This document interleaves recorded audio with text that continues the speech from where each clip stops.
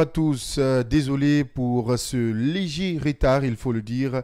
Nous sommes mardi 1er août 2023, bienvenue dans le scanner de Kavi Média. C'est sans nul doute les manifestations les plus incomprises que l'Axe ait connues depuis dimanche soir. Cette zone réputée favorable au mouvement de protestation enregistre de nouvelles manifestations. Si celles antérieures avaient des raisons plus ou moins valables, celle du dimanche qui s'est élargie à lundi semble ne pas avoir de raison. Sur place, d'aucuns parlent de cherté de vie et du processus de réimmatriculation des véhicules. Pourtant, cette mesure a été reportée, en plus s'inédier. D'où cette question, l'Axe Le Prince est-il devenu une proie facile pour tout individu mécontent? Nous tenterons tout à l'heure de comprendre tout cela avec nos chroniqueurs. C'est l'actualité qui focalise toutes les attentions depuis quelques jours. La situation au Niger est encore loin d'être sous contrôle,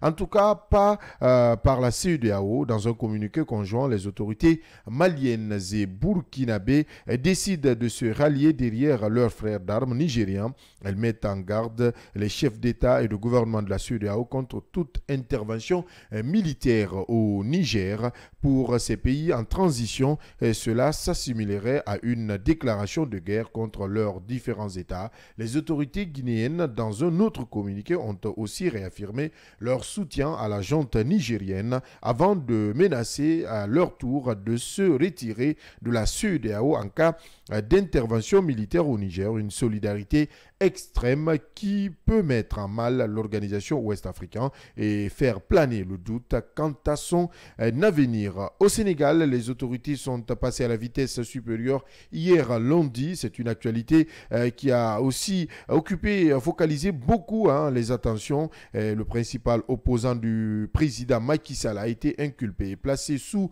mandat de dépôt. L'Internet des données mobiles coupé. Le parti des patriotes du Sénégal pour le travail, l'éthique et la fraternité, en abrégé PASTEF, dissous par le ministère de l'Intérieur. Il est reproché aux responsables du PASTEF dirigé par Ousmane Sonko des appels à des mouvements insurrectionnels. Avec cette main de fer des autorités sénégalaises, peut-on dire que la démocratie est en train de prendre un véritable coup dans l'aile? Les prochaines heures seront-elles tendues avec des regains de violence? Analyse à suivre dans cette émission. Et cette autre question que nous posons ce matin, le foisonnement des transitions politiques sur le continent n'a-t-il pas de répercussions négatives sur l'économie africaine, voire mondiale? En l'espace de 2 ans, la sous-région ouest-africaine est à plus de 5 coups d'État militaires. Si les putschistes évoquent la mauvaise gouvernance et l'aspect sécuritaire, entre autres, dans les pays du Sahel,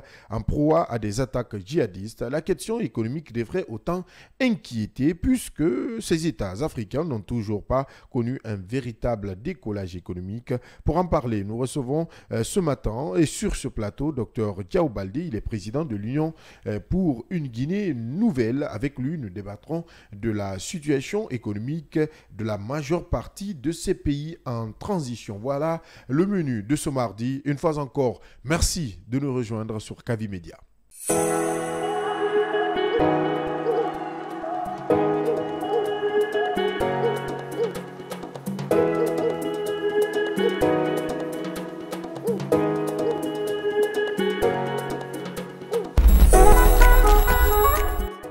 Sur Kavi Média, vous nous écoutez sur la 89.5 et sur l'ensemble synchronisé de nos médias, Siam Info, Flash Guinée sur Facebook, Kavi Média. Vous pourrez évidemment laisser vos différentes réactions, des petits soucis techniques que nous essayons en tout cas de résoudre avec l'équipe technique du jour. Mais d'ici là, nos chroniqueurs déjà confortablement installés.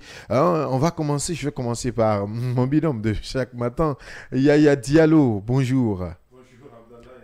Je pense que ton micro il n'est pas activé. Là, oui, c'est bon, oui. Bonjour, comment vas-tu? Je vais très bien chez vous. Oui, ça va. En costume, mode cravate, c'est une première. Hein. Il faut le dire. Ah oui, en même temps aussi, c'était une exigence. Hein. Oui, il faut le dire. Tu es un macroniste aujourd'hui. Ou tu veux choisir le Kremlin? Non, pas du tout. Ni l'un ni l'autre. Je suis ni aligné ni allié. Ça se comprend. C'est l'un des journalistes les plus percutants sur les réseaux sociaux. Moi, je l'appelle comme ça. Akila, bonjour. Bonjour, merci. Abdallah. Merci, bonjour à tous vos auditeurs et merci également. C'est une première de te recevoir. Peut-être que tu vas vivre cette saison. Tout au long de cette saison, on sera ensemble parce qu'il est important aussi de décrypter l'actualité et d'analyser avec des confrères qui sont aussi au banc, qui sont au cœur même de l'actualité guinéenne. Puisqu'on parle d'actualité guinéenne, vous vivez sur l'axe, vous vivez ces manifestations. Aujourd'hui, face à cette question qui se pose, qu'est-ce qui se passe réellement sur l'axe? Pourquoi les jeunes manifestent-ils? Vous savez, l'axe est devenu un autre problème aujourd'hui en République de Guinée. Et il est devenu la pièce maîtresse de toutes les manifestations récurrentes. Parce que les enfants, quand vous les approchez, surtout cette manifestation, vous les approchez pour leur demander qu'est-ce qui ne va pas. Ils disent que la vie est chère. Oui. La vie est chère aussi, ils parlent d'un manque criard d'électricité en Guinée, ce qui d'ailleurs les a poussés de sortir, de se livrer à des jets de pierre sur tout le long de l'axe. Parce que vous n'êtes pas sans savoir que c'est la T8 qui avait commencé cette rébellion, parce que moi je le dis aussi. On va pas parler de rébellion. Oui, vous savez, si les enfants sortent, les enfants n'ont pas une certaine vision de voir les choses. Ils se manifestent d'un coup, ils barricadent les routes. Manifester, certes, est un droit. Réclamer son droit aussi n'est pas mauvais. Mais si vous empêchez les autres aussi de vaguer à leurs occupations, vous les empêchez de partir là où ils veulent, c'est que vous n'êtes pas en train de faire quelque chose de bien.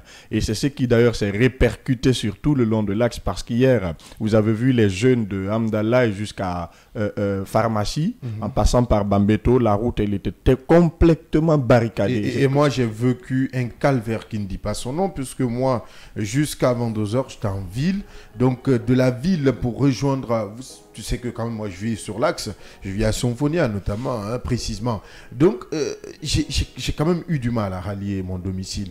Est-ce qu'aujourd'hui, on est obligé de procéder à cette mesure, en tout cas, d'aller dans les rues, manifester, en tout cas, empêcher ces paisibles populations de vaquer à leurs activités avec le contexte économique qui ne s'y est pas? Est-ce que tu penses que c'est la meilleure solution sur l'axe aujourd'hui, Akila? Non, vous savez...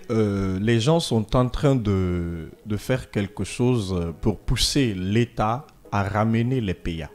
Parce qu'aujourd'hui, l'axe est devenu un lieu, c'est comme si c'était un lieu qui était insaisissable. L'axe est devenu aujourd'hui un lieu insaisissable. Parce que quand vous prenez les manifestations de l'opposition, on dit que c'est les premiers à sortir. Quand vous parlez de la cherté de la vie, on sait que la vie, elle est chère. Elle est tellement chère aujourd'hui qu'on a assez de Léonais qui nous entourent en République de Guinée, mais ça ne se dit pas. Et aujourd'hui, ces jeunes, ils continuent de prendre d'assaut toutes les rues. Et c'est ce qu'il faut d'ailleurs interdire, parce que surtout la question qu'il faille se poser. Est-ce que ces jeunes manifestent pour les écoles publiques ou quoi? Ce n'est pas ça, ce n'est nullement pas le cas. Vous savez, l'axe aujourd'hui... D'autres aussi qui parlaient de processus de réimmatriculation qui était l'une des causes. Ça n'a rien à voir, ça n'a rien à voir. Moi, j'étais dans le groupe, j'étais dans les groupes, je suis venu, j'ai approché la langue de certains jeunes qui jetaient des pierres. J'ai demandé, j'ai cherché à savoir qu'est-ce qui ne va pas. Ils m'ont dit non, nous on manifeste parce que la vie elle est chère. Il y a aussi un problème de courant. Mis à part ça, un jeune a reçu une balle du côté de Bomboli, la récente manifestation à Bomboli, qui est décédé. Son corps, jusque-là, on parle d'autopsie. L'État n'a pas restitué le corps du jeune. Donc aussi ça a poussé certains jeunes de Bomboli de sortir et de se faire entendre. Du côté de Wanindara, un autre jeune aussi a été fauché par balle. Et le dimanche, la nuit du dimanche, le lundi, les jeunes de là-bas aussi ont décidé de sortir pour manifester. Tout ça, on peut comprendre. Mais aujourd'hui, sur l'axe, même quand vous perdez les Guinée Games ou bien 1xBet, quand tu es en colère, tu verras un jeune sortir pour se faire entendre, manifester, comme si aujourd'hui on était sur une zone où tout le monde peut venir, voilà, où tout le monde peut venir aujourd'hui s'imposer. C'est ce qui n'est pas d'ailleurs normal. Vous savez, il n'y a pas un journaliste qui défend aujourd'hui les jeunes de l'axe plus que moi.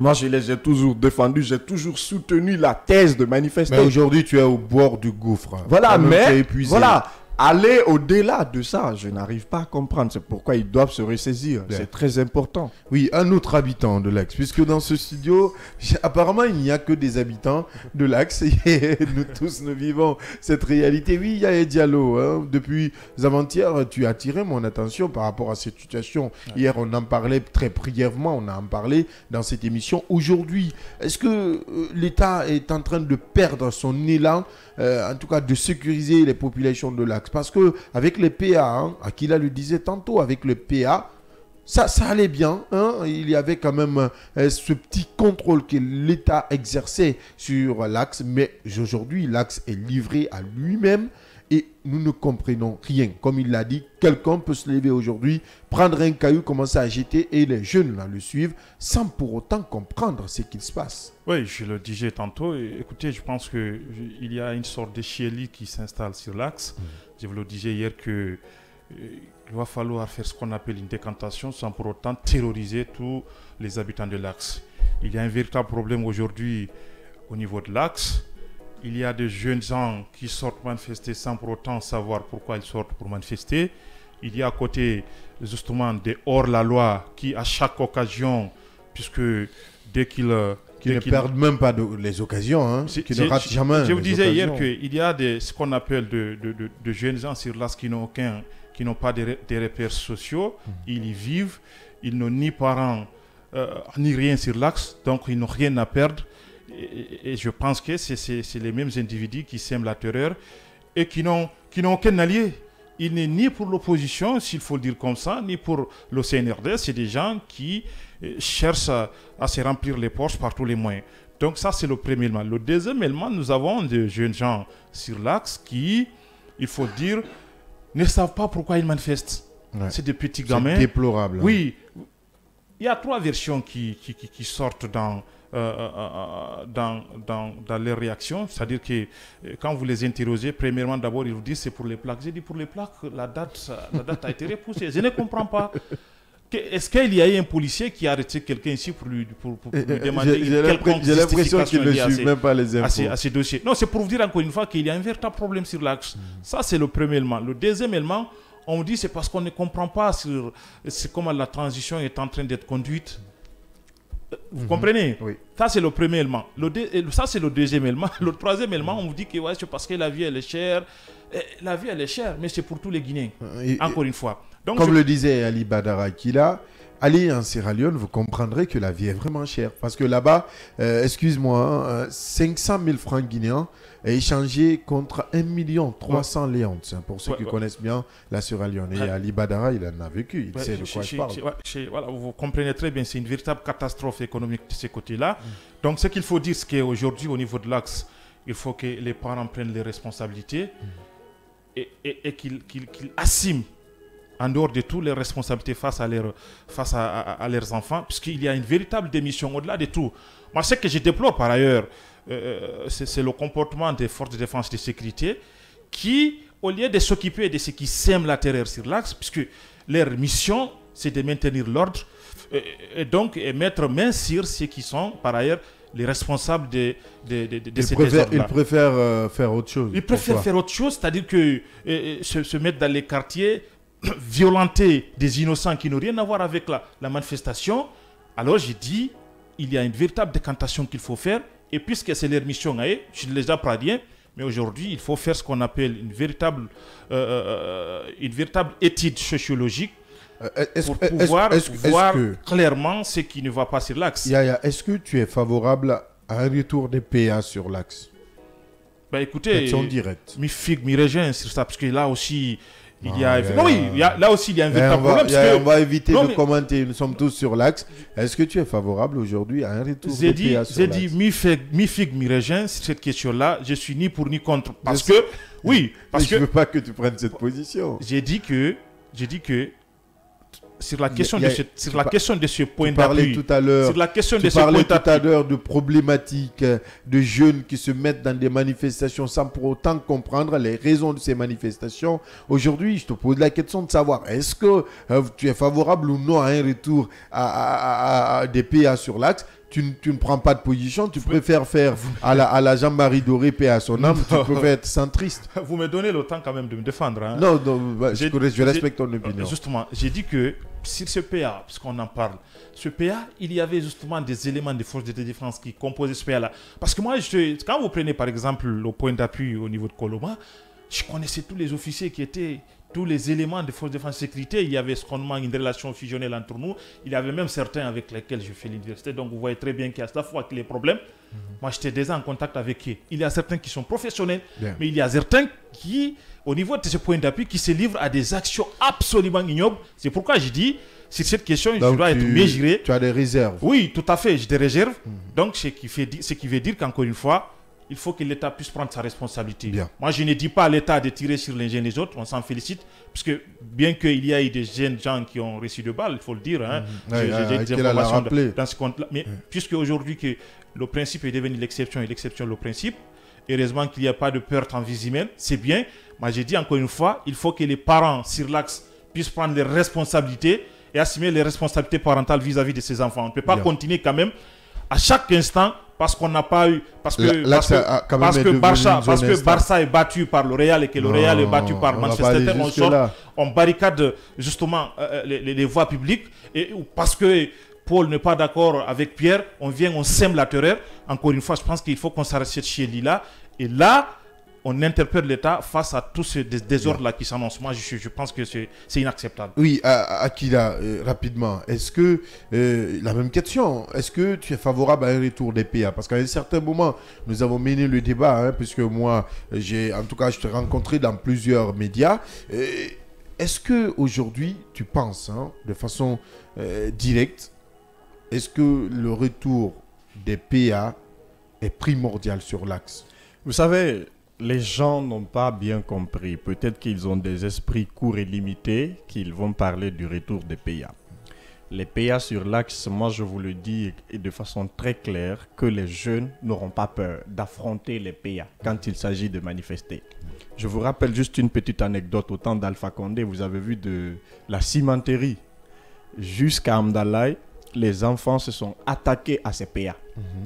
D'aucuns même ont utilisé des armes. Ils ont pris les sacs de riz, les éléments nécessaires de ces agents, de ces militaires qui étaient dispersés par là et autres. Ce n'est pas ça le cas. Il y a un seul cas sur l'axe. Vous n'oubliez pas aussi cet autre aspect. L'axe, quand vous prenez tout l'axe, il n'y a pas des écoles publiques dignes de nom. L'axe manque d'hôpitaux. Est-ce que installer les PA n'est pas penser au problème de l'axe, ne va pas aussi frustrer... Pas que l'axe. Non, je finis. Vous savez, il y a plusieurs zones. Contrairement à d'autres communes en République de Guinée, l'axe aujourd'hui est derrière ces communes. Mais l'axe, s'agissant des... il n'y a que des écoles privées. Si nous parlons d'éducation, même au niveau des statistiques, Ratouma a quand même un tête de liste. Ça, je sais. Donc ça veut dire que ça étudie mis à part ces autres écoles, ces écoles privées, mais quand vous prenez les écoles publiques, attendez, il y a combien? La vie sur l'axe est plus chère, si tu peux faire un comparatif, que la vie sur l'autoroute. Exactement. Même les écoles sont plus chères. Les écoles publiques ne sont pas nombreuses. Donc, quand tu parles de manque d'infrastructures, il y en a assez. Pas que ce manque d'écoles publiques et autres, il n'y a pas d'école publique. Mais l'axe étudie. Il y en a. Thomas, ça étudie la commune parce que c'est toute une commune. On ne va pas parler que de l'axe. C'est ce que je dis. Parce que quand vous prenez ces écoles publiques, vous prenez ces élèves qui quittent l'axe pour venir étudier dans la commune de Ratoma. Ici, il y a des écoles publiques où les jeunes quittent même Cimenterie pour venir étudier dans la commune de Ratoma. De Matoto. Maintenant, quand vous prenez tout ça, vous comparez, vous comprendrez que l'axe est en train de souffrir. Installer ces PA. On a vu ces PA. Qu'est-ce qu'il faut? On a vu ces PA qui étaient installés au temps d'Alpha Condé. Ouais. Ils se sont même livrés à des comportements inappropriés sur l'axe. On ne doit pas rester dans ça, dire il faut installer les PA. Il y a une autre manière Il y a une autre manière de mettre de l'ordre sur l'axe. Mais malheureusement, les gens avec qui nous sommes, ils sont prêts à dégainer. Ils viennent avec les armes. Ce n'est pas Non, comme ça. Ça n'a pas démarré sous le CNRD. Je sais. Le militaire n'a que seul ami que son arme. Non, mais pas non, quand même. le militaire, pas l'utiliser quand même. J'ai dit bien contre le ses militaire. citoyens. Pas Je n'ai pas l'utiliser parlé de contre un gendarme ni de citoyen. policier. Je parle du militaire. Pas l'utiliser contre un citoyen. Ça, je suis Quand vous d'accord. parlez des policiers et des gendarmes, moi, Non, je là, suis je sur suis le terrain, d'accord. j'ai fait 7 ans dans les manifestations. Donc, on on ne a va pas revenir. On a couvert voilà. plein de manifestations ensemble. On ne va pas revenir sur ça. On sait que les policiers eux-mêmes, des fois, quand ça dégénère, ils les utilisent. Il faut aujourd'hui mettre cela de côté. Il faut discuter avec ces jeunes. Il faut leur demander qu'est-ce qu'ils veulent, leur ambition. Aujourd'hui, les jeunes de là, quand vous les approchez, il y a certains qui disent, même quand il y a recrutement, nous, on nous ignore. Vous voyez, dans l'armée, ils disent on nous ignore.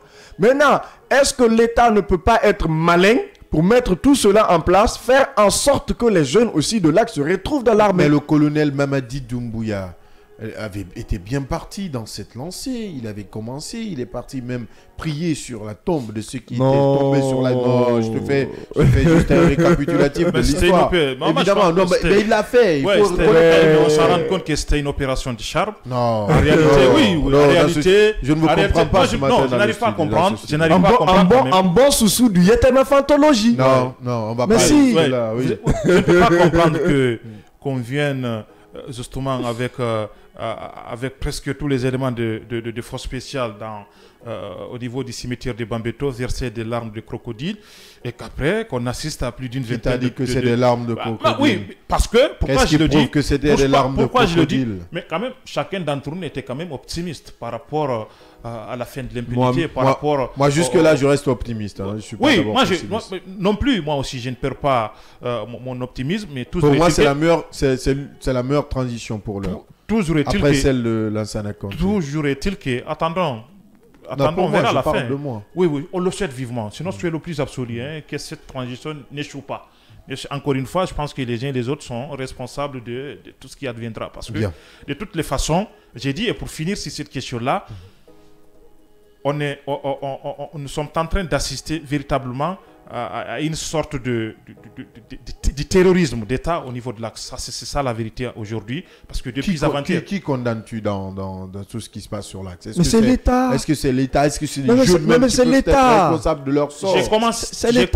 J'ai commencé par la responsabilité des parents des jeunes qui se livrent à ces arts d'exercice. Non, mais vous oubliez aussi qu'il y a certains jeunes qui n'ont pas de parents sur l'Axe. Oui, ça je sais. Vous oubliez que des jeunes qui sont venus se débrouiller à Conakry. D'autres qui ont laissé le village pour venir travailler à Conakry, qui dorment dans les gares routières de Bambeto, etc., dans les marchés. Il y a aussi d'autres qui ne sont d'ailleurs pas sur l'Axe, qui peuvent se retrouver à Matam, à Bonfils, etc., qui aussi, quand on pense qu'il y a une manifestation sur l'Axe, qui en profitent pour venir s'aimer de la terreur. C'est pourquoi c'est plutôt les habitants de l'Axe qui doivent se responsabiliser.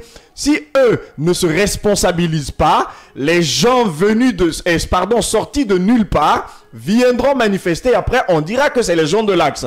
Il y a de telles accusations qui continuent quand même de prospérer, même si derrière, on sait que c'est des jeunes qui ne sont pas de l'Axe. Bien, donc l'État doit prendre sa responsabilité sur l'Axe. Nous sommes tous d'accord de ce côté. Et les parents qui ont les enfants impliqués à ces manifestations doivent aussi prendre à bras le corps leur responsabilité parentale pour éviter que ces genres de situations ne perdurent sur l'Axe, si je comprends bien. On va passer à cet autre sujet sans transition, puisque on a pris trop de temps sur ce premier sujet. On parle de cette situation au Niger. Le Niger aujourd'hui, dont, comme le disait le ministre Ghané, tout est sous contrôle, même si rien n'est sous le contrôle. Donc aujourd'hui, on a comme c'est un jeu de passe-passe entre la CEDEAO et les États en transition. Il faut le rappeler, parce qu'hier, dans les différents communiqués, le Mali, dirigé par Assimi Goïta, le tout bouillant, jeune capitaine, et Ibrahima Traoré du Burkina, ont fait en tout cas un communiqué conjoint dans lequel on sent quand même ces jeunes apporter leur soutien indéfectible aux frères d'armes, à leurs frères d'armes du Nigeria. Dans le communiqué, ils menacent même d'intervenir si la CEDEAO essayait de passer à une offensive militaire du côté du Niger. De l'autre côté, c'est cet autre communiqué qui attire l'attention. C'est de Mamadi Doumbouya et du CNRD. Ouais. Hein, dans la soirée d'hier, vous avez quand même vu Aminata, elle est colonelle maintenant, c'est pas où. Ouais, elle est colonelle Aminata, qui quand même, dans un ton, avec un ton ferme, rappelait à la CEDEAO que si celle-ci attaquait le Niger, que la Guinée allait se retirer de la CEDEAO.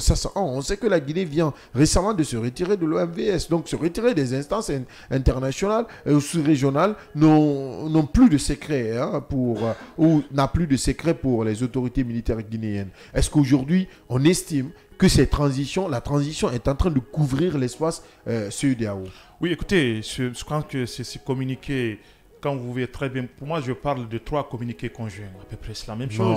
Ou c'est le même contenu. Non, pas le même contenu. Attention.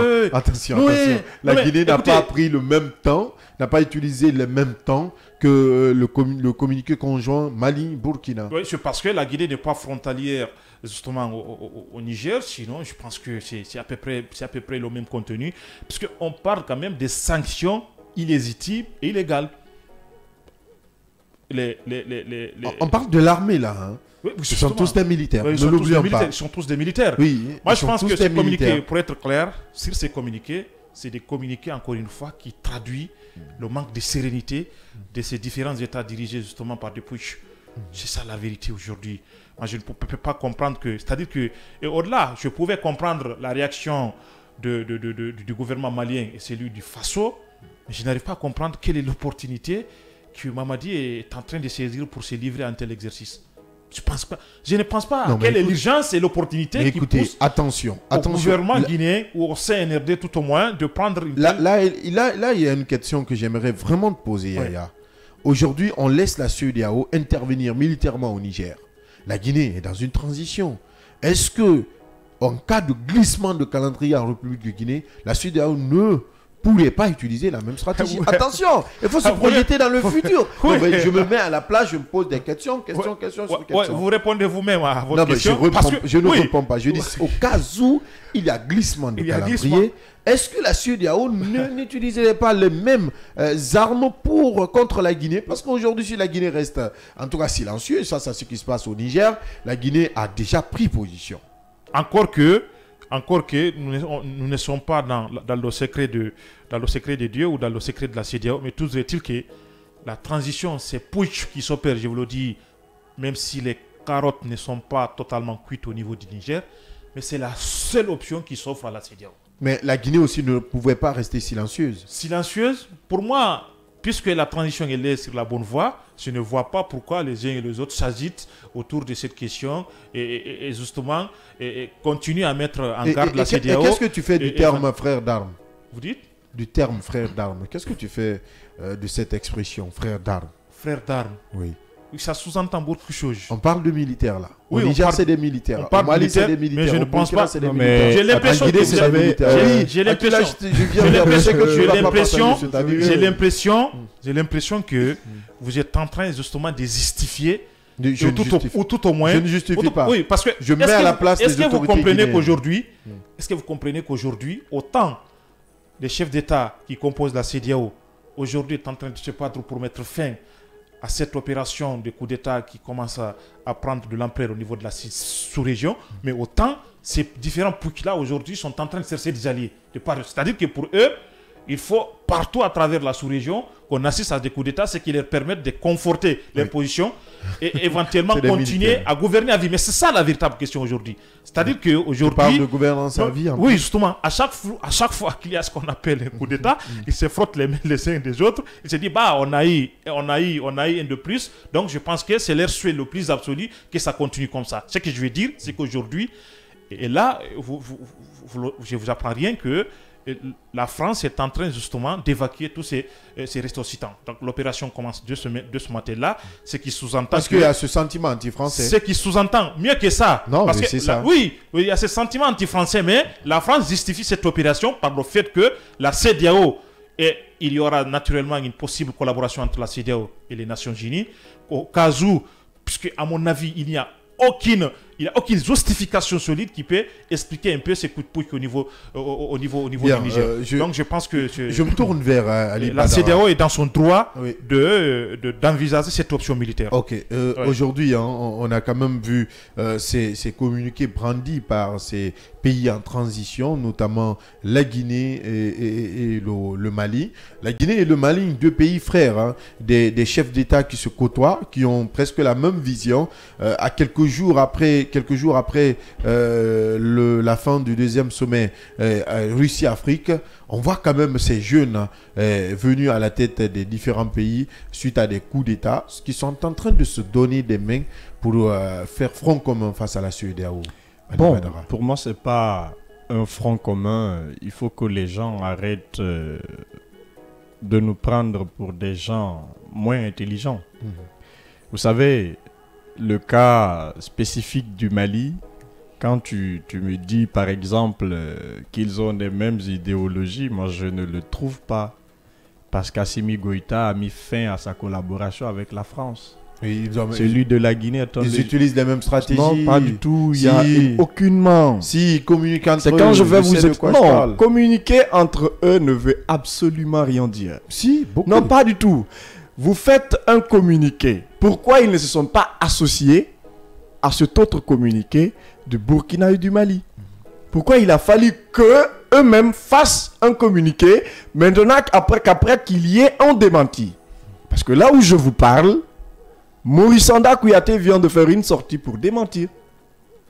Démentir quoi? Le communiqué d'hier. Démentir Je finis. Qui a été soutenant le Niger. Vous pouvez lire le communiqué, les sites en ont publié. Voilà. Et moi j'ai le communiqué, j'ai la version. Non, le CNRD, je comprends. C'est une rectification certainement. Non, je comprends.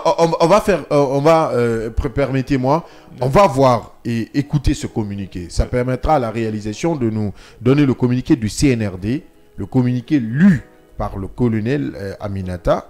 Et ensemble, on va revenir raison, une fois de plus, pour montrer si comme vient de le dire Ali Badara, si le ministre des Affaires étrangères s'est mis dans cette posture pour démentir sa présidence, je pense qu'il va se retrouver dans la même situation que Béa Vogui il y a quelques mois, le Premier ministre qui a démissionné. Donc, si la réalisation est avec moi, on va suivre tout à l'heure le communiqué du CNRD lu par colonel Aminata.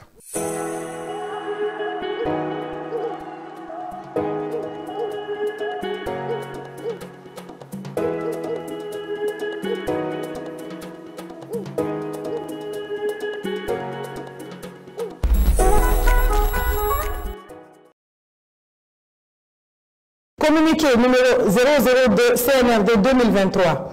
Depuis le 26 juillet 2023, le peuple de Guinée, à sa tête le Comité national du Rassemblement pour le développement, CNRD, suit avec beaucoup d'intérêt l'évolution de la situation sociopolitique en République sœur du Niger, qui a conduit à la prise de responsabilité par le Conseil national pour la sauvegarde de la patrie, CNSP.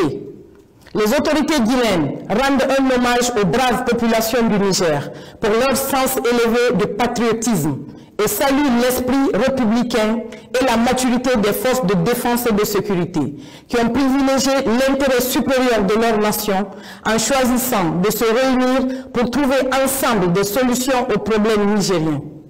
Le CNRD reste convaincu que les nouvelles autorités mettront tout en œuvre pour garantir la stabilité et la concorde au Niger et dans la sous-région.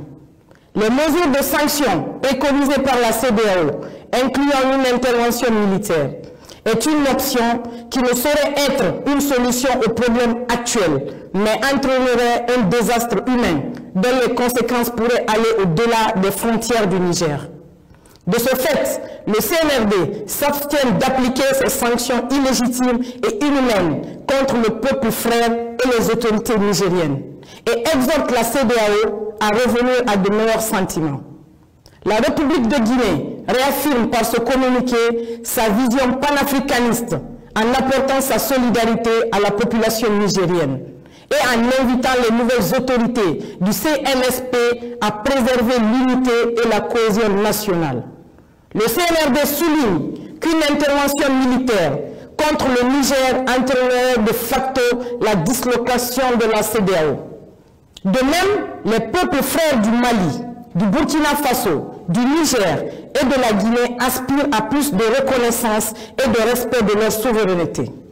Par ailleurs, le CNRD tient à préciser que les sanctions prises et les menaces proférées lors du sommet du 30 juillet 2023 n'engagent nullement la République de Guinée. Au moment où les jeunes populations de l'espace CEDEAO vivent un drame humain en Tunisie et dans la Méditerranée, la préoccupation des dirigeants de la sous-région devrait être plutôt orientée vers les enjeux stratégiques, socio-économiques pour l'atteinte de leurs aspirations que de se pencher sur le sort des présidents déchus. Conakry le 31 juillet 2023 pour le Comité national du Rassemblement pour le développement, le général de brigade Ibrahima Sori Bangoura.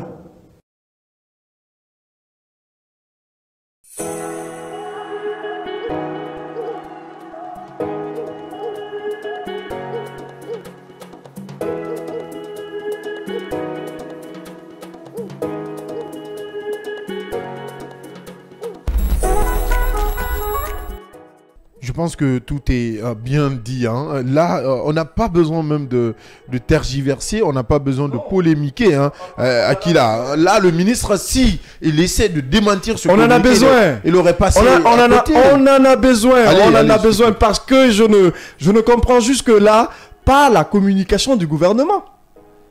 Ça, c'est le CNRD. Attendez. La charte l'a bien dit. Dislocation de la CEDEAO. Oui. Bon sang de bonsoir. Hein? Qui peut disloquer? Est-ce que le retrait de la Guinée peut disloquer la CEDEAO? Attention, on parle de trois États. C'est pourquoi je te disais tout à l'heure. Je ne voudrais pas que l'adrénaline monte. Je reste sur mes gardes aujourd'hui. Mais ce qui est clair, le CNRD est en train de se mettre dans une posture qui serait très grave et gravissime même. Explique. Pour le CNRD. D'ailleurs, le CNRD actuel est partenaire avec la France. La France est chassée au Niger. La France, elle est chassée au Mali. La France, elle est chassée au Burkina Faso. Celui qui est là aujourd'hui, si vous voyez qu'il est toujours présent, si vous voyez qu'il n'a pas assez de problèmes, c'est parce que la France est ingérée dans les politiques guinéennes. Rien de moins voilà. sûr. Non, mais je finis. C'est pas parce que vous êtes journaliste. Mais attendez, vous êtes pour le moment, on va vous êtes journaliste. Non, je sais de quoi je parle. Je sais de quoi je parle. Vous êtes journaliste. Vous pouvez mener vos enquêtes. Aujourd'hui, il y a un problème. Il y a un problème. Deuxièmement, on a vu la sortie du CNRD. Le gouvernement guinéen peut aussi à la possibilité, cette capacité de se démarquer. Oui. Et c'est ce qu'a fait Maurice Sanda Kouyaté. Allez-y sur le révélateur 224. Oui. Il a fait... Je finis. Oui, j'ai lu, je viens de lire. Voilà, je finis. Il a fait un démenti sanglant. Ça veut dire que le gouvernement de Bernard Gomou ne va pas directement avec le même perchoir que le CNRD. Écoutez, Akila, permets-moi de t'interrompre. Il ne faudrait pas qu'on se retrouve dans la même situation il y a quelques mois avec le Premier ministre Biavogui. Vous avez quand même compris quand il a fait cette sortie et que les autorités militaires ont fait une autre sortie. On a assisté à un semblant de traitement à l'extérieur du pays. Aujourd'hui, on voit qu'il s'est même attelé à autre chose jusqu'à la confirmation de Dr Bernard Gomou. Aujourd'hui, il ne faudrait pas que le ministre Maurice Sanda Kouyaté, il n'est pas pour le moment le porte-parole. Non, attendez. Attention, on va aller sur ce sens. Attendez, c'est très important. Il faut que je te rappelle quelque chose. Akila, il est le ministre des Affaires étrangères. Mais il faudrait qu'on s'écoute. Je parle du gouvernement. Est-ce que la sortie de Maurice Sanda Kouyaté engage tout le gouvernement? Il n'est pas porte-parole du gouvernement. D'accord. Je finis. C'est un aspect qui est très important. Qu'on ne doit pas mettre de côté. Mais là, on va parler de la responsabilité diplomatique de Maurice Sanda Kouyaté. J'ai fait l'histoire des relations internationales. Oui, ça je le sais. Voilà. Ça, donc, je suis... Il est le ministre des Affaires étrangères. Je suis au niveau 2. Le patron de la diplomatie guinéenne. Exact. Au niveau 2 du même titre que lui. Mais cela ne lui permet pas de parler au nom du gouvernement. Je comprends ses préoccupations. Bien. Quand il y a problème, c'est lui qu'on va prendre pour pleurnichard encore, aller pleurer sous les pieds de ces institutions. Pas forcément. Et je finis. C'est lui Résoudre. le ministre des Affaires étrangères. Le problème, pas Vous savez, forcément pleurnicher. quand le CNRD casse des briques, c'est Maurice Anda Kouyaté qui se transforme en cela pour aussi améliorer la situation. Le CNRD parle de dislocation. Il y a combien de pays qui composent aujourd'hui la CEDEAO? Est-ce qu'elle peut disloquer la CEDEAO? Deuxièmement, quand on parle de cette sortie du CNRD, qui aussi, comparativement au communiqué du Mali et du Burkina Faso, on sent déjà qu'il y a un peu de manque de sérieux dans leur communiqué, surtout celui de la Guinée. Vous ne pouvez pas combattre la CEDEAO. Certes, le CNRD peut se désengager, mais moi, en tant qu'Akila, personnellement, je peux aussi ne pas me reconnaître dans le communiqué. Oui, ça c'est ton avis personnel. Je peux ne pas me reconnaître dans le communiqué fossoyeur qui a été lu à la télé. Non, je finis. Vous allez comprendre ce que je veux dire. Parce que pour le moment, de façon administrative, pour moi, c'est un communiqué fossoyeur. Non. Par après... Non, attention, attention. On va éviter les gros mots. D'accord. On va éviter les gros mots. Supposons que ce communiqué n'est pas en lien avec le communiqué conjoint, comme tu veux le faire savoir. Maintenant, quand vous prenez... parce qu'on a l'impression que ces poukistes du pouvoir de ces trois pays veulent aujourd'hui se mettre dans cette posture pour parler de leur souveraineté. L'association des pauvres, l'adoration, c'est la souffrance. Oui, non mais c'est clair. La foi... La Guinée n'est pas un pays pauvre. Je finis. La souffrance, c'est la foi. L'adoration, c'est c'est la pauvreté. Aujourd'hui, ils veulent s'atteler à un objectif, à une action qui ne sera pas aussi de bonne. Ça sera de bonne guerre. La Guinée se retire. Le Niger se retire. Parlons du cas spécifique du Niger. Le Niger aujourd'hui a un problème. Ce n'est même pas la peine d'envoyer l'armée pour prendre en otage la transition nigériane. Il y a une autre manière. Vous avez vu, le Nigeria a coupé l'électricité. Deuxièmement, c'est un pays il y a cette dépendance du Niger des autres États. Allons-y pas à pas. C'est un pays qui ne se végète que du pétrole, de l'uranium, financé par la BCEAO.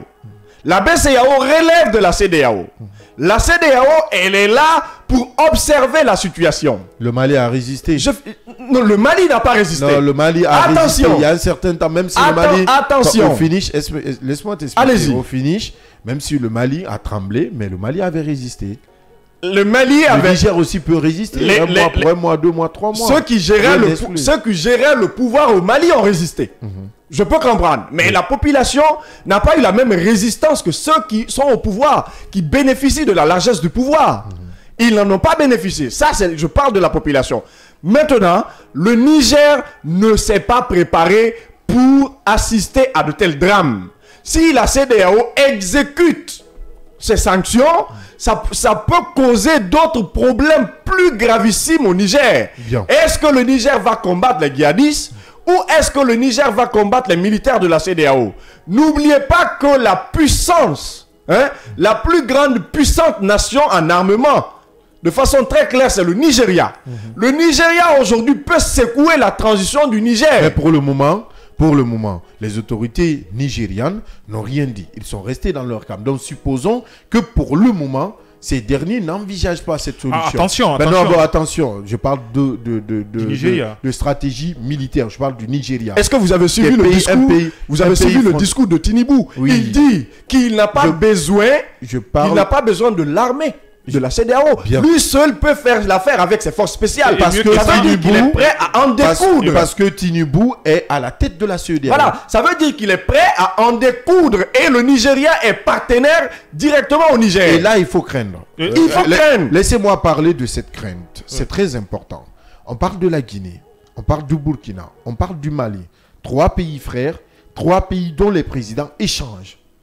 Si nous devons parler des formations militaires, vous savez qu'on a les forces spéciales en République de Guinée. C'est les mêmes forces qui ont fait le putsch du côté du Mali. C'est les mêmes forces du côté du Burkina Faso. Donc, des hommes qui ont été formés d'une part en France et de l'autre en Russie. Attention, on a le sommet Russie-Afrique.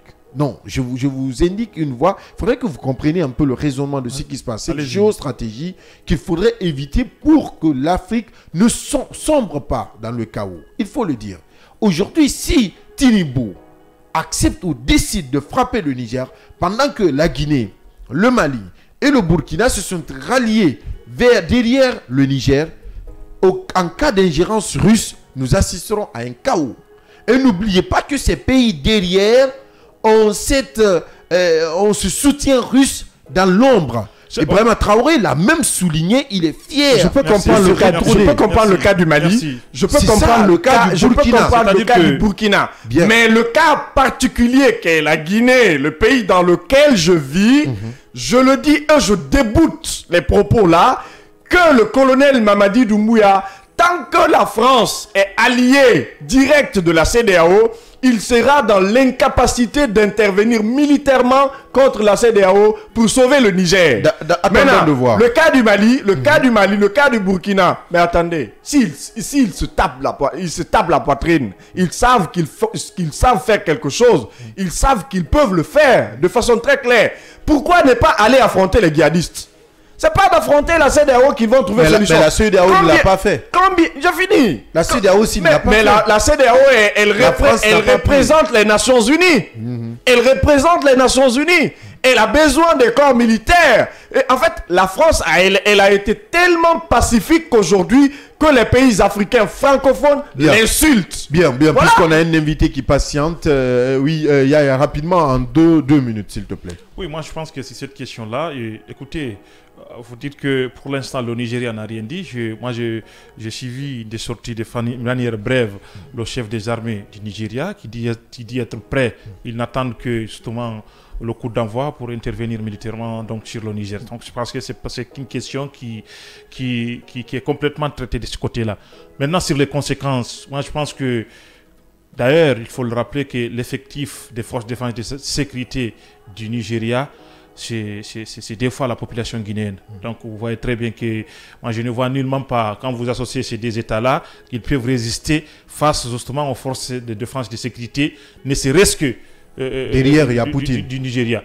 Poutine, vous m'étendez la perche. Vous m'étendez la perche, bien. Parce que, à mon avis, de toutes les sorties que j'ai pu lire, la sortie de la Russie me semble être la sortie la plus responsable. Ouais. La Russie parle d'une situation préoccupante au niveau du Niger. La Russie parle justement, appelle toutes les parties à la retenue. Et la Russie, justement, invite les nouvelles autorités de rétablir l'ordre constitutionnel. Mais au sein de Dieu. Attention. Invite, on va lire entre les lignes. Justement. Invite les nouvelles autorités. Oui. Donc, pas le président Bazoum. Oui, mais attention. Il y a une réalité. Pendant ce temps, la CEDEAO insiste sur le fait qu'il faut rétablir Bazoum dans ses droits. Ce que les militaires ne vont pas facilement accepter. Ce que vous ne comprenez pas. Moi, je veux juste vous poser une question. Qu'est-ce que Bazoum a fait? On ne va pas s'élargir. Qu'est-ce que Bazoum a fait pour qu'il soit démis de ses fonctions? Ils ont donné les raisons. Donc mais vous oubliez aussi que la Russie est partenaire à la CEDEAO. On ne va pas revenir dans tout. On va pas revenir sur tout cela. On parle également de ce qui pourrait éventuellement se passer. Projetons-nous dans le futur. Ouais. C'est qu'il faut éviter ce qu'on est en train de débattre. Parce que là, il faudrait voir. Aujourd'hui, nous sommes dans une réalité et la situation reste tendue. Il faut craindre. Si tu vois la Russie dans cette retenue, c'est parce que la Russie elle-même, elle craint. Écoutez, nous sommes en positionnement. La géostratégie permet à ces États de se positionner. La Russie qui est un faible pour le Burkina Faso, la Russie qui est un faible pour le Mali qui se rallie derrière le Nigeria. Vous pensez que la Russie va aller rejoindre la CEDEAO? Non. La Russie va d'abord défendre ses intérêts parce que la Russie sait que la CEDEAO a un pied du côté de l'Union européenne et en collaboration avec la France. Le sentiment anti-français est en train de grandir dans ces États. Oui, le sentiment anti-français est en train de grandir, mais cela n'est pas tout part de cela. Oui, tout part de cela. Mais là, je pense que la Russie, elle est assez avertie pour dire attention, c'est pas parce que on est en train de donner un coup de pied à la France que nous avons toute notre place au niveau du Niger. Comme l'a rappelé mon cher ami, la Russie a justement un partenariat avec la CEDEAO elle-même.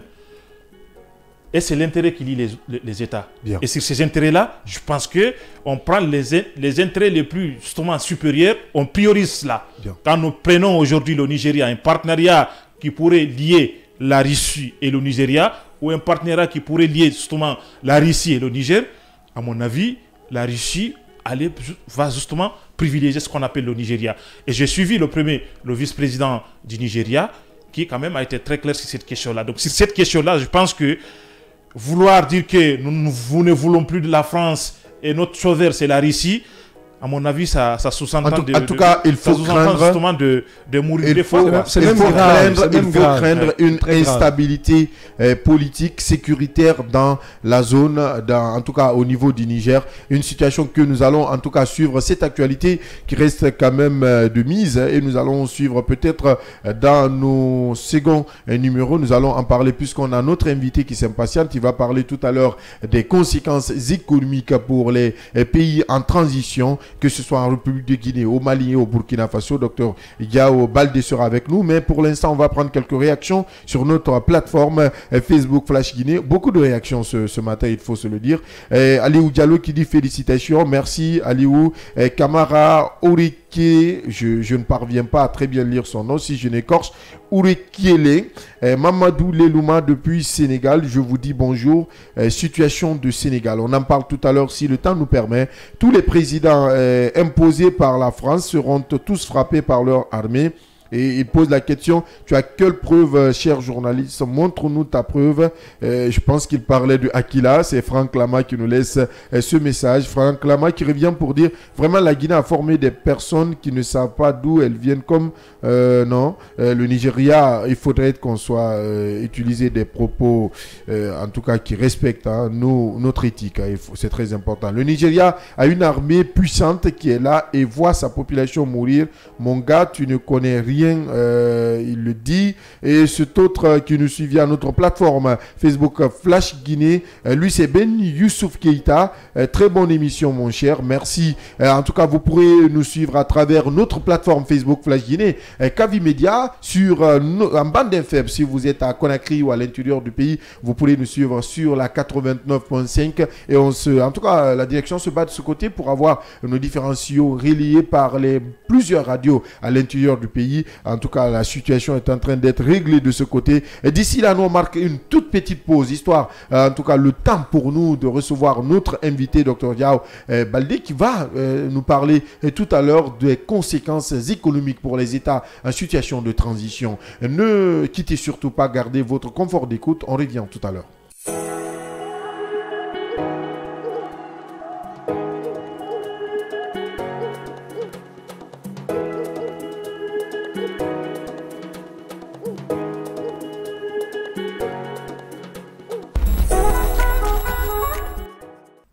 Dernière ligne droite de cette émission, le scanner sur Kavi Media, le média du développement. Comme je vous le disais, il est déjà sur ce plateau, Dr Yao Baldé. Il est le président de l'UD, si je ne m'abuse, parce que l'UGN, en tout cas, c'est un parti politique qui dirige depuis plusieurs années. Il est membre aussi de l'ANAD, s'il faut le rappeler, l'Union ANAD dirigée par Seloudan Diallo. Lui, il est le président de l'Union pour une Guinée nouvelle. Il va en tout cas avec nous parler de la situation des pays en transition, évidemment toucher un tout petit peu cette campagne agricole puisque il est aussi agronome. Monsieur Yao Baldé, bonjour. Oui, bonjour.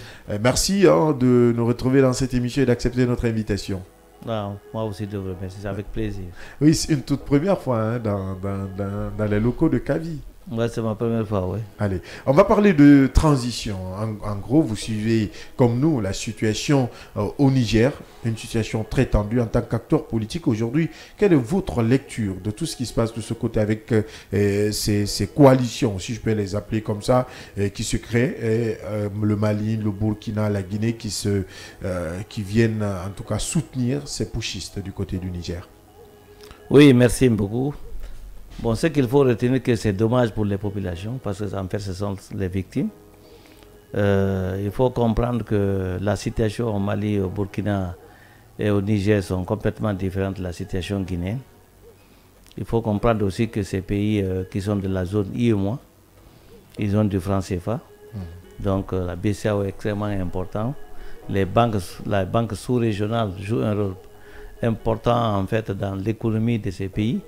Nous le savons, comme nous sommes dans avec le franc guinéen, donc l'impact peut être moins perceptible que les pays du Sahel, notamment le Mali, le Burkina et actuellement le Niger. Donc ça va impacter sérieusement les économies de ces pays, d'autant plus que les dernières sanctions infligées sur le Niger vont peser sérieusement sur la population et sur vraiment la junte elle-même, parce qu'on va couper complètement les vivres. Si un pays n'est pas approvisionné, un pays complètement enclavé comme le Niger, le pays l'un des plus pauvres au monde, où il y a un déficit céréalier, un déficit alimentaire aigu, qui ne vivent que des concours alimentaires fournis par les instances internationales. Vous coupez de tout ça, et en plus de ça, vous avez une rébellion, ou en tout cas le djihadisme dans cette zone. Il est évident que ça va sérieusement impacter, et je vois mal comment la junte là va s'en sortir. Ce qui est important, je pense qu'au niveau de ces différentes juntes, il faut se mettre en cause 2 ou 3 éléments majeurs. La première des choses, c'est qu'aujourd'hui, l'Afrique, avec toute la nouvelle technologie, avec sa jeunesse, a envie de vivre autrement de ce que les pays ont vécu dès les premières indépendances. Et donc la gouvernance mondiale devrait changer, parce que vous vous souvenez qu'au niveau des Nations Unies, l'Afrique pratiquement n'a pas une représentation au niveau du Conseil de sécurité. Aujourd'hui, c'est une revendication. Si vous ne participez pas au débat international, au débat mondial, c'est un peu difficile de prendre en fait des mesures. On prend tout en dehors de vous. Donc il faut comprendre que l'Afrique, jusque maintenant, on est en dehors de tout ce qui est géopolitique internationale, la gouvernance mondiale. Vous prenez les institutions de financement, que ce soit la FMI, la Banque mondiale, tout ça, c'est des institutions qui ont été mises en place après la guerre mondiale, donc pour revitaliser ou en tout cas refaire vivre l'économie de ces pays-là. Donc en ce temps aussi, l'Afrique est complètement en dehors, nous ne sommes pas dans ces institutions. Et malheureusement, l'Afrique, et surtout l'Afrique de l'Ouest, on est très mal coté. Donc quand vous voulez faire des emprunts dans ces institutions, en tout cas au niveau financier, on voit d'abord un peu le niveau, si vous voulez, de sécurité. On est très mal coté, donc on ne peut pas faire des emprunts. Donc malheureusement, nous sommes absents. L'Afrique ou les dirigeants africains devaient se battre pour que nous puissions intégrer cette gouvernance mondiale, que ce soit politique, que ce soit maintenant stratégique, que ce soit également financière. Et ce qu'il faut retenir également, c'est que les politiques ont pratiquement aussi échoué. Les régimes civils ont relativement échoué depuis les indépendances parce qu'ils sont battus sur des histoires de clans. C'est un peu familial, donc les gens sont enrichis. Les civils, les politiques, pratiquement n'ont pas pu répondre malheureusement à ces aspirations de ces populations, répondre à ces préoccupations. Et malheureusement, l'armée, qui est là normalement, qui est censée protéger le territoire, les biens, et s'est impliquée sérieusement aussi dans cette mauvaise gouvernance. L'armée est très riche dans tous les pays africains. Les forces de défense et de sécurité sont extrêmement riches. Les politiques, parce que les politiques sont bâtis, l'armée sur la base de clans. Vous voyez le système de recrutement dans toutes les armées, pratiquement c'est un système de clans. Oui. On essaie de privilégier plus son clan par rapport à tout. Donc les armées ne sont pas républicaines. Donc vous avez tout cet ensemble là aujourd'hui, et ça bouillonne à l'intérieur de ces pays africains qu'il faut en tenir compte. Oui. Si vous voulez maintenant bâtir des stratégies ou en tout cas des trucs, il faudrait en tenir compte. Ce n'est pas des actions sporadiques comme ce qui se fait aujourd'hui au Burkina, au Bénin, où en tout cas il y a aujourd'hui une jeune qui se réveille, qui disent qu'aujourd'hui il faut balayer tout.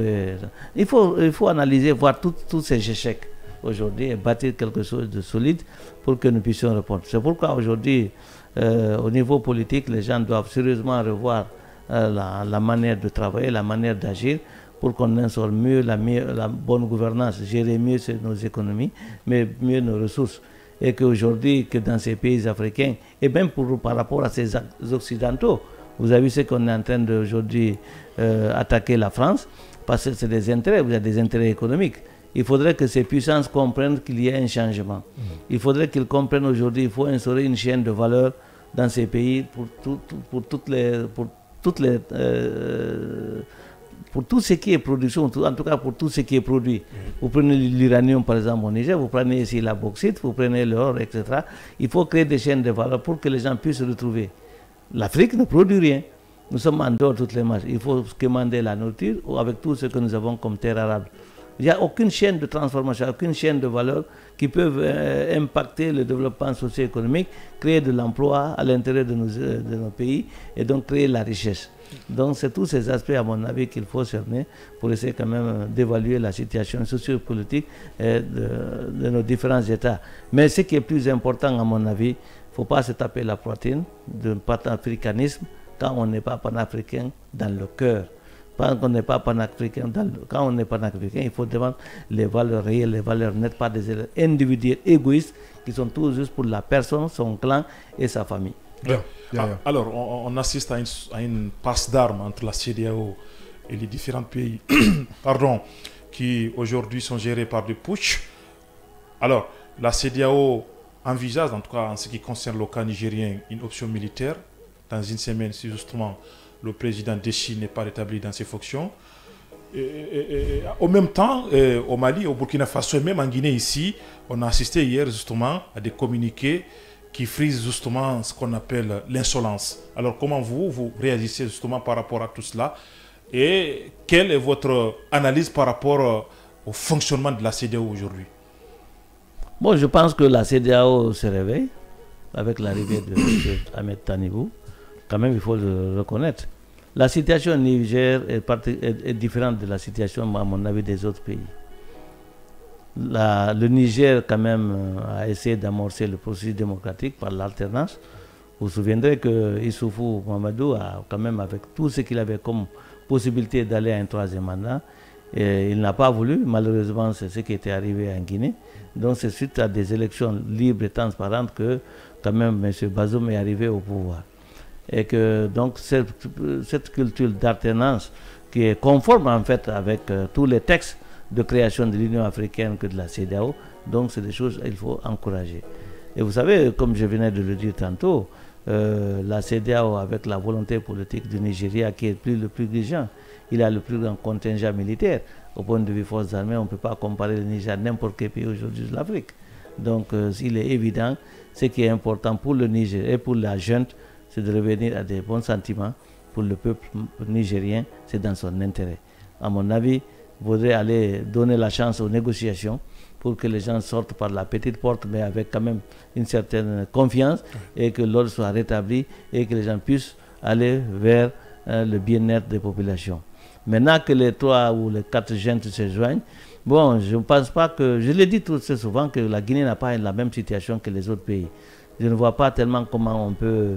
C'est bien le panafricanisme, c'est bien la collaboration, mais il faut avoir certaines limites par rapport à ça.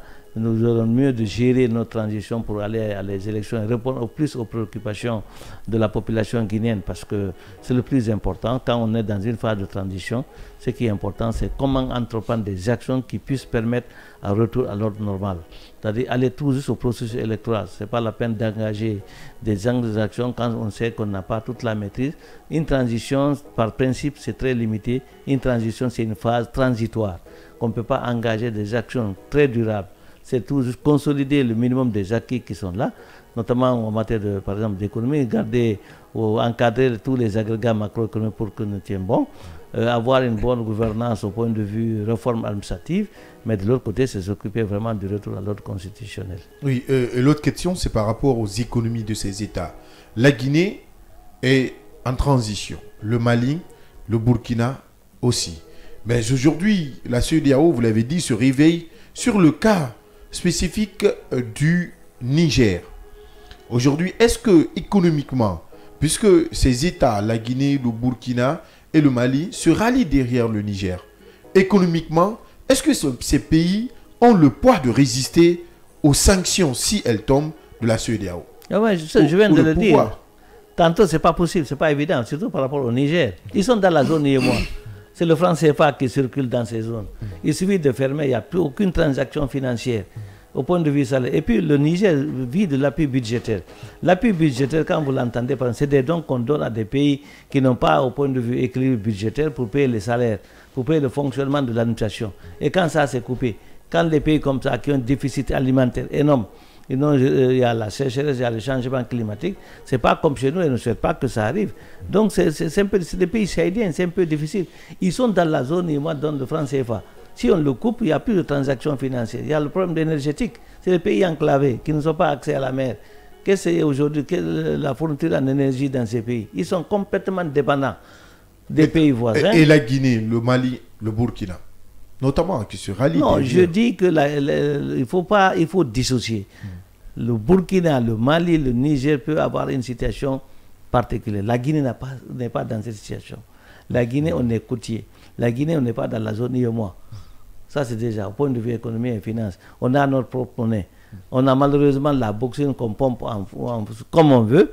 Donc, par rapport à ça, donc ça fournit les devises, bien que ça impacte négativement l'environnement et ça n'impacte pas la vie économique et sociale des populations dans les zones sont exploitées. Moi, je suis de Télémélé, je connais aujourd'hui la pauvreté, l'état de dégradation des conditions de vie des populations à Télémélé, qui aujourd'hui, sérieusement, la zone est sérieusement exploitée par la boxine, par les différentes compagnies. Donc, ça n'apporte pas, mais par contre, ça crée des rentrées d'argent et, je l'ai dit tantôt, il n'y a aucune chaîne de valeur pour qu'il y ait vraiment une transformation. Donc il ne faut pas vraiment lier cet ensemble. C'est vrai, c'est africain, c'est dans la même zone, l'Afrique de l'Ouest, mais avec des particularités. Oui, et de l'autre côté, peut-être l'autre question, c'est peut-être que la Guinée s'en sort, le Mali s'en sort, le Burkina s'en sort, mais le Niger, vous l'avez dit, ne peut pas s'en sortir parce que le Niger est dépendant des aides. On comprend. Aujourd'hui, il y a cette offensive militaire que compte mener la CEDEAO au Niger. Une offensive militaire qui ne fera qu'enfoncer le Niger dans le chaos. Est-ce que avec cette opération, puisque ces trois pays veulent se rallier au Niger et soutiennent même ce putsch, est-ce que cela ne va pas créer une crise économique dans la sous-région? Mais écoutez, le problème s'était passé aussi avec Yahya Jammeh. C'est la force de la CEDEAO qui est venue intervenir pour rétablir l'ordre. Ça s'est passé, ce n'est pas de nouveau. Moi, je pense que la junte nigérienne devait comprendre. Tout le monde devait aller dans ce sens. La stabilité est liée à ça. C'est une violation. Quand même, c'est une junte qui est venue pour défendre des intérêts. Si vous prenez bien le processus, c'est parce qu'il s'est senti menacé. Il s'est vu ses intérêts. Ce n'est pas tout juste par rapport à une population.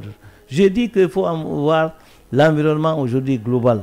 Les pays occidentaux et tout le reste doivent faire des réformes internes. Il y a beaucoup de chefs d'État. L'Union africaine se bat dans ce sens pour que l'Afrique participe à la gouvernance économique, politique. Il faut qu'on soit là-bas. Et la gouvernance aussi économique et financière. Parce que si on n'est pas là-bas, il faudrait que les puissances comprennent qu'il y a un éveil aujourd'hui. La jeunesse est là, il n'a pas de complexe.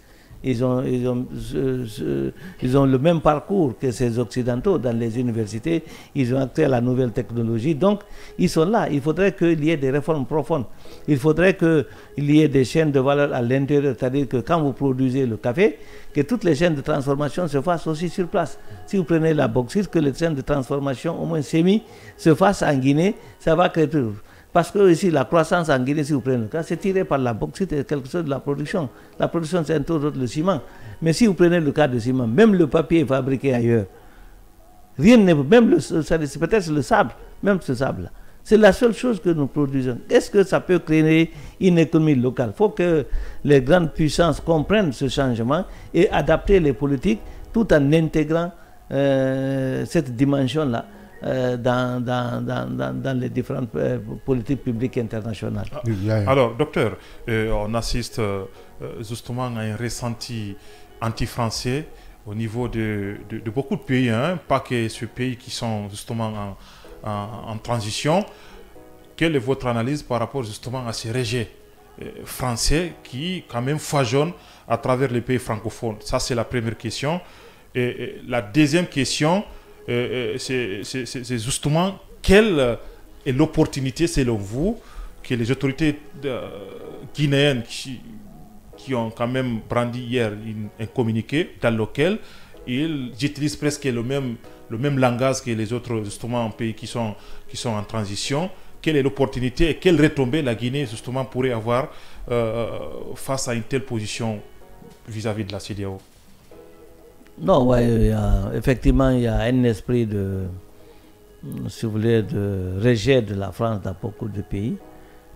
Si vous avez bien constaté, c'est surtout dans les zones CFA, où la monnaie même, c'est le CFA. Ouais. Et quand vous comprenez comment ça fonctionne, c'est tout est géré par le Trésor français. Donc la France doit effectivement revoir sa politique africaine, savoir que ce qui s'est passé dans les années 58-60, ce n'est plus la même chose. Il faudrait réadapter. Mais de l'autre côté, c'est nous-mêmes qui sommes responsables. Les élites qu'on a eues d'après les indépendances n'ont pas été à la hauteur des aspirations de ces peuples. Il faut que nous-mêmes nous remettions en cause. Il faut qu'on essaie de travailler, sachant que nous travaillons pour notre population. Il ne faut pas que chaque fois qu'on pense que c'est les gens là qui viendront développer nos pays et mettre nos économies dans de très bonnes conditions, à nous-mêmes. Donc la France doit le comprendre. Et puis nos dirigeants africains aussi doivent le comprendre. Les choses ont changé. Ce n'est plus une famille, ce n'est plus un clan qui peut gérer un État. C'est l'ensemble des citoyens, à quelque niveau que ce soit. Donc c'est le consensus, c'est l'implication, c'est l'inclusivité de toutes les forces d'une nation qui peut développer une nation. Maintenant, par rapport à le positionnement de la Guinée, par rapport aux autres pays, moi je dis que c'est des situations complètement différentes. C'est vrai que le 5 septembre, vous savez, nous étions déjà dans un coup d'État constitutionnel, ce qui est complètement différent du Niger. C'est pourquoi, unanimement, les gens ont acclamé l'arrivée des militaires le 5 septembre. Bien que peut-être on aurait dû agir moins, les stratégies auraient dû être revues pour qu'il y ait une plus implication de toutes les forces sociales. Il ne fallait pas les laisser intégralement comme ils l'ont appris de faire, comme aujourd'hui, je pense qu'ils ont toute la légitimité. La classe politique, les forces sociales devaient être encadrées en fait ces militaires pour qu'il y ait une transition plus inclusive. Et je crois qu'on est allé rapidement à la satisfaction parce qu'on a vu que le président Alpha Condé, donc le troisième mandat, on n'a pas vu, on a fait confiance et aujourd'hui nous vivons les conséquences parce que vous imaginez qu'aujourd'hui rien n'est plus ou moins, on n'a aucune lisibilité sur cette transition. Pour le retour à l'ordre constitutionnel, c'est un peu difficile, c'est un peu compliqué parce qu'il n'y a pas tellement d'inclusivité et le dialogue il est complètement bloqué, les gens se tapent la poitrine, surtout avec les civils qui sont à côté de la junte militaire guinéenne qui essaie de travailler sur leurs intérêts personnels, égoïstes et familiaux. Donc c'est quelque chose qui va affecter la Guinée. Je pense qu'on aurait pu trouver une autre solution, essayant de négocier, bien qu'on soit exclu. Vous imaginez quand on dit qu'on n'applique pas les décisions, on est déjà exclu. Donc on n'est pas actuellement, on est virtuellement membre de la CEDEAO parce qu'on ne participe pas aux ateliers, réunions, on ne participe pas à les décisions. Donc on ne peut pas dire qu'on ne respecte pas les décisions. Déjà on est exclu, à mon avis. C'est-à-dire qu'au point de vue communication, c'est une communication qui est un peu, si vous voulez... Insensée. Non, détournée même. C'est-à-dire qu'on ne peut pas, il n'y a aucune influence. On est déjà on est dehors.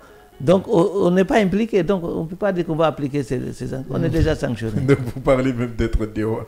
Aujourd'hui, docteur, non, mais en dehors de la maison, c'est tu as une question. Oui, j'ai juste une question aussi très comique, parce que j'ai entendu, d'ailleurs, il avait répondu sur ma question, mais parlant du Niger, qui est souffrant aujourd'hui économiquement, le Burkina Faso, le Mali, la Guinée qui aussi est en train de suivre les mêmes pas que ces trois pays.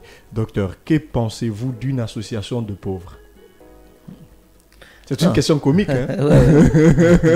Non, l'association de pauvres, c'est augmenter la pauvreté. Ah bon? Mais qu'est-ce que vous voulez? C'est-à-dire que si déjà on ne tire pas, pourquoi on est pauvre? Analyser la situation, pourquoi on est pauvre? Quelles sont les pistes de solution? On se tape la poitrine pour dire on est fier. C'est un peu difficile. Travaillons dans le sens de sortir de la pauvreté, travaillons dans le sens de bâtir des bonnes politiques publiques avec des programmes qui peuvent impacter positivement la vie des citoyens. Quelle politique alors pour éviter les putschs en Afrique pour vous? Si on vous posait directement la question, et si c'était vous, le président de la CEDEAO aujourd'hui, quelles seront vos solutions pour éviter les putschs en Afrique? J'aurais bien voulu être président de la Guinée avant d'être président de la CEDEAO parce que ça c'est temporaire pour essayer de travailler dans ce pays. Mais ce qui reste évident, c'est qu'il faut l'implication. L'implication, c'est-à-dire qu'il faut l'implication de toutes les forces vives. On ne peut pas se taper la poitrine, dire qu'on peut tout faire. Il faut que travailler pour la mise en place des bonnes institutions, des institutions relativement fortes. Il faudrait qu'il y ait la justice. La justice est la base de tout. Vous avez partout ailleurs où il y a le développement, c'est la justice qui est à la base. Monsieur Camara, vous êtes fautif, vous avez fait quelque chose, vous êtes redevable au même titre que quelqu'un qui est déjà dans le village. C'est la première, c'est bâtir pour qu'il y ait une justice équitable. Il faudrait aussi qu'ils se battent pour effectivement que la démocratie, c'est l'expression, permettre à tout un chacun de ce qu'il pense. Ça sous-entend l'inclusivité. Il ne faut jamais sous-estimer une classe, n'importe laquelle. Il faudrait que réellement que cette inclusivité soit réelle. Donc c'est tous ces éléments-là qu'il faut. Et puis de l'autre côté, travailler sur les secteurs qui sont porteurs de croissance dans nos États. Aujourd'hui, nous sommes complètement dépendants de ces pays. Il faut qu'on produise. Il faut produire l'agriculture, la terre est là, elle est fertile. Mais il faudrait que l'État se désengage un peu de son poids dans le secteur agricole. Vous imaginez aujourd'hui, c'est les agents de développement rural, c'est les fonctionnaires qui vendent de l'engrais, c'est les fonctionnaires qui vendent des machines. Est-ce qu'aujourd'hui, c'est des fonctionnaires qui vendent le carburant? Est-ce que c'est des fonctionnaires qui vendent le riz? Il faudrait en fait remettre ça à la population, aux vrais acteurs. Il faudrait peut-être à la rigueur essayer de subventionner, réduire les taxes et tout pour rendre le matériel plus accessible, les matériels d'irrigation. Vous avez des pays comme les pays maghrébins et tout ce qui s'ensuit. Ils subventionnent tout juste le système d'irrigation, ils mettent à la portée, mais ce n'est pas à l'État aujourd'hui de vendre. On est en régression quand vous voyez la politique agricole actuellement. On est devenu complètement centralisé. Les communes rurales, la décentralisation, on est complètement de mettre la décentralisation. Donc là aussi, il y a du boulot à faire. Certainement, nous reviendrons sur ce sujet dans un de nos numéros parce que nous consacrons les vendredis au développement. Et vous allez en gros revenir sur cette politique, cette campagne de reboisement, la politique agricole en République de Guinée, notamment quelles solutions. On en viendra. Mais cette dernière question, oui, parce qu'on a d'autres sujets à débattre. Oui, bon, moi j'aurais bien voulu qu'on revienne en Guinée. Si vous me oui, allez-y. Justement, il y a le gouvernement de la transition qui est en évaluation. Voilà, je crois que l'évaluation a commencé depuis la semaine passée. Quelle est votre analyse par rapport à ce tout nouveau exercice? Ça, c'est la première question. La deuxième question, j'aurais bien voulu justement revenir sur la campagne de reboisement, puisque le temps nous est imparti. Oui, on va remettre ça à un autre numéro, parce que là, on va faire spécialement un numéro consacré à l'agriculture. À l'agriculture? Oui. Alors, c'est la première question. Alors, on revient toujours en Guinée. Et vous étiez le rédacteur en chef de la nouvelle charte de l'ANAD. Et au niveau de l'ANAD, de 26 partis, aujourd'hui nous sommes à 13 partis. Qu'est-ce que vous comprenez justement ceux qui ont pris la décision de quitter, de former leur coalition? Qu'est-ce qui ne va pas au niveau de l'ANAD? Merci beaucoup. Pour ce qui est de l'évaluation des ministres, moi je pense que c'est quelque chose qui est tout à fait normal. Les contrats de performance, il faut les avoir à tous les niveaux. C'est une culture de résultats. Vous en parlez beaucoup, mais c'est en fait un des éléments. La gestion accès sur les résultats sous-entend ça. Mais naturellement, il faudrait bien avoir aussi élaboré ou avoir la lettre de mission. Il faudrait que la lettre de mission soit très explicite et que déjà vous soyez déjà prêt pour une évaluation.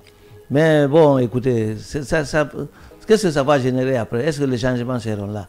Est-ce que réellement aussi au point de vue évaluation, on aurait dû voir le plan d'action de la transition? Quelles sont les actions qui vont dans le sens du retour à l'ordre constitutionnel?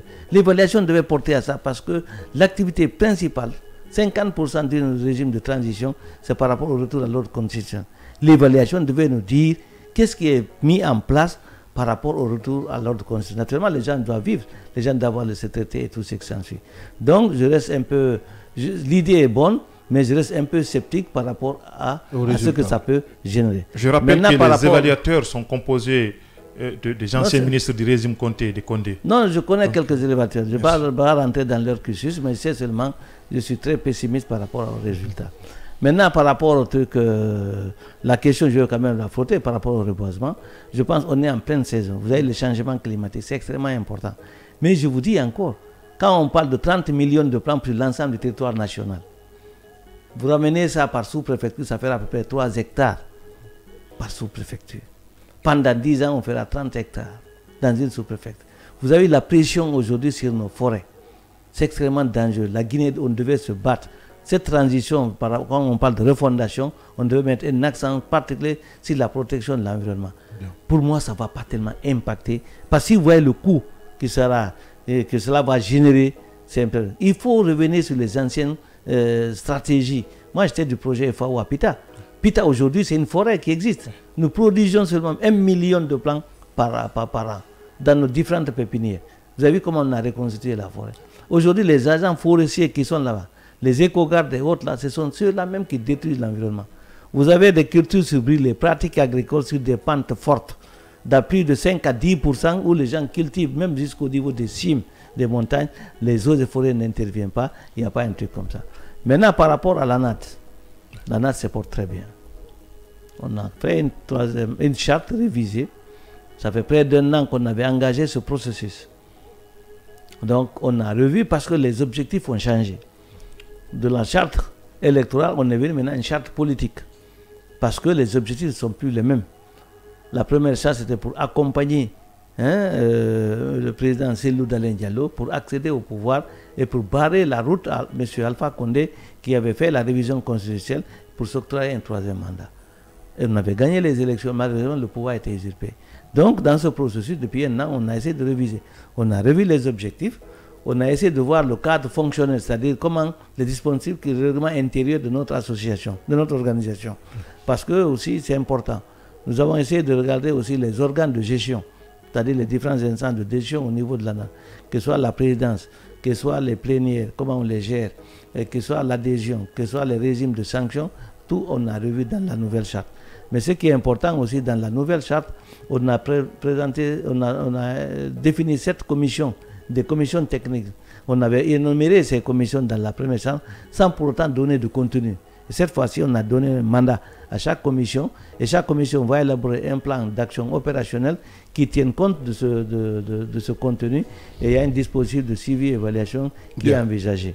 De l'autre côté, c'est que à la NAD, donc nous sommes sereins et nous travaillons pour une démocratie, pour une meilleure condition de vie de nos populations, pour que la Guinée vive dans une situation de justice, dans une situation de droit et pour le développement économique et social de nos populations. Bien, on va vous garder avec nous, docteur, et de parler de ce dernier sujet rapidement. Vous aurez une minute, parce que là, on est vraiment pris par le temps. La situation au Sénégal, Macky Sall qui finit carrément avec son opposant historique, Ousmane Sonko. Oui, écoutez, c'est une situation que nous vivons de très près, mais je le disais il y a longtemps, c'est à la différence de beaucoup d'observateurs de la scène politique sénégalaise, je le disais depuis longtemps que Sonko oubliait qu'il avait affaire avec un homme politique très futeux. C'est-à-dire que Macky Sall, c'est quelqu'un qui est très rompu à la politique. C'est-à-dire qu'il l'avait poussé à la faute et Sonko a mordu à l'hameçon.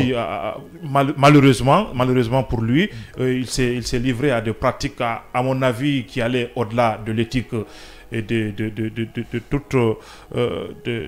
tout ce qui est permis, c'est-à-dire que finir avec lui. Oui, justement, vous savez, je rappelle que, vous savez, ce que les gens n'ont pas compris, au niveau du Sénégal, Sonko n'a pas pour adversaire que Macky Sall. Sonko, c'était un ancien, justement, agent au niveau de finances publiques. C'est quelqu'un qui était un contrôleur de la gestion des finances publiques et qui, à un certain niveau, avait des problèmes liés, justement, à la réserve liée à sa profession. Qui a été 10 secondes, justement.